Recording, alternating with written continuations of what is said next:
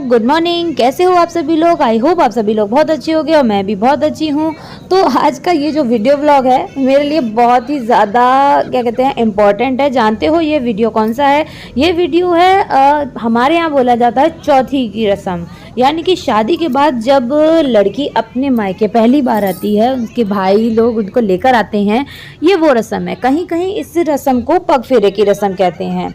वैसे तो नॉर्मली हो जाती हैं, लेकिन मुझको बिल्कुल भी आइडिया नहीं था कि मेरे घर वालों ने कुछ अलग से तैयारी कर रखी थी मतलब ये मेरे पग फेरे की रस्म के लिए।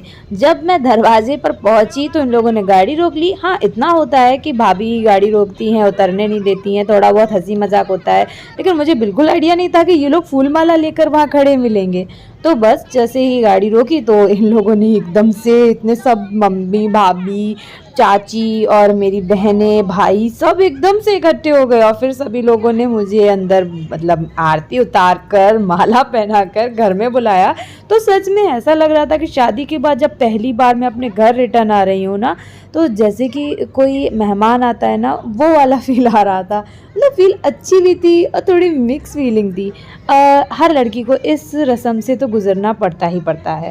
तो हम जब भाभी के संग घर में अंदर आए, फिर बहुत ज़्यादा हंसी ठिठोली मजाक ये सब हुआ। भाभी ने आरती उतारी, सभी लोग मेरी हंसी कर रहे थे। मैं वहाँ ज़मीन पे ही बैठ गई क्योंकि मुझे चेयर मिलने में थोड़ा टाइम लगा। तो फिर भाभी ने क्या किया, फिर चेयर डाल दी और फिर कुछ होती है रस्में, उन्होंने वो किया। पैर धुलाने वाली कोई रस्म होती है, भाभी ने वो रस्म की। कहते हैं ये रस्म नाइन करती है, लेकिन भाभी ने कहा कि नहीं हम ही कर दे रहे, क्योंकि मेरे घर में सारे काम भाभी भाई हम ही सब लोग मिलकर करते हैं। और इस रस्म में भी सबने हंसी खेल मतलब खुश होते हुए सब रस्म की। अब मुझको बहुत ही ज़्यादा अच्छा लगा। तो देखिए ये रस्म किस तरह से हंसते खेलते हम लोगों ने की। कहते हैं जब फर्स्ट टाइम लड़की अपनी ससुराल से मायके आती है तो हर कोई उससे क्वेश्चन पूछता है कि वहाँ के लोग कैसे हैं, तो तुम्हें वहाँ अच्छा लग रहा है या नहीं लग रहा है। और सेम वही मेरे संग हुआ। लेकिन आप लोगों को सच बात बताऊँ, अपने ससुराल पहुंचकर मुझे ऐसा लगा ही नहीं कि मैं किसी दूसरे घर में आई हूँ। सब कुछ मुझे अपना सा ही लगा और ऐसा ही होना चाहिए। अगर हर लड़की के संग ऐसा होने लगे तो कोई ससुराल जाने से डरे ही ना। और सच में मेरे घर में सब लोग बहुत अच्छे हैं। और जब मैं आई तो सभी लोग मेरे पैर छू रहे थे।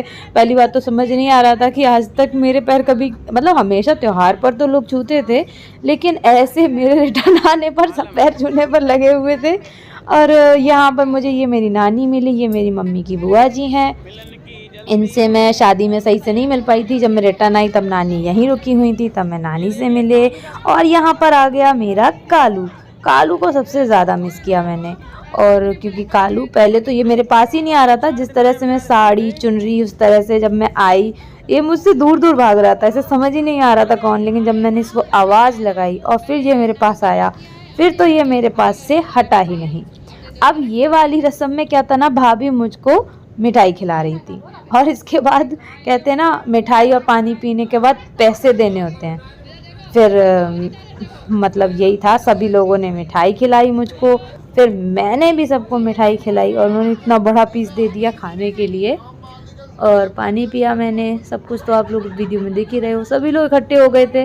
देखकर बहुत अच्छा लग रहा था कि मेरे वेलकम के लिए इतने सारे लोग कलेक्ट हो गए हैं।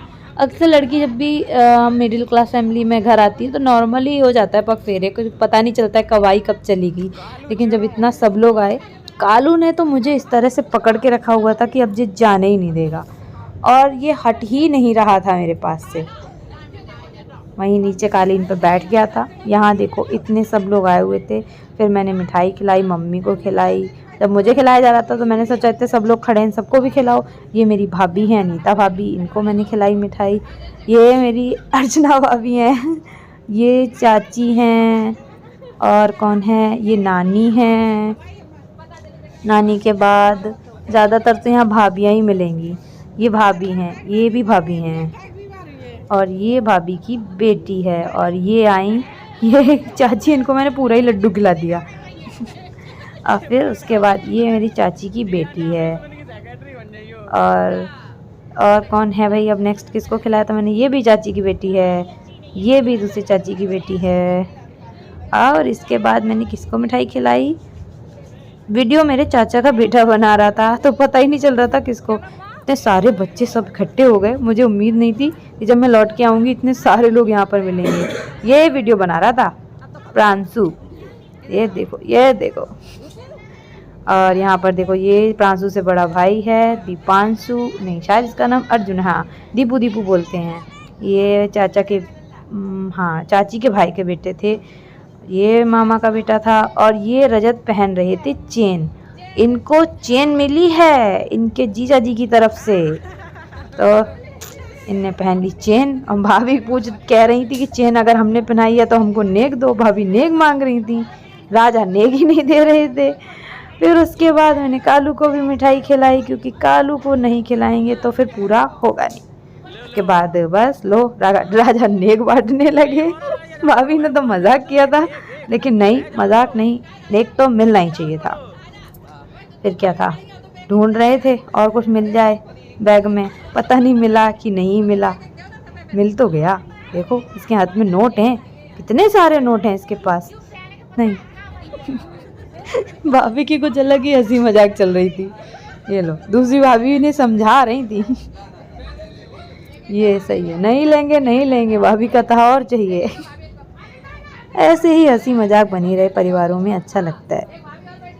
अब इसके आगे क्या था, बस फिर उसके बाद हम लोगों ने सभी ने मिलकर काफ़ी बातें की और एंजॉय किया। फिर इसके बाद भाभी को अपने घर भी जाना था। और ये रहे मेरे कालू महाराज, ये तो मेरे पैरों के पास से बिल्कुल हटे ही नहीं, इन्होंने तो फिर चौकड़ी बांध ली थी बिल्कुल नहीं हटे। ये देखो कितने प्यार से लेटा हुआ, ओ इसको देखा, बहुत पूरे शादी प्रोग्राम इसको तो बंद करके रखना पड़ा, क्योंकि ये तो लोगों पर चिढ़ जाता था।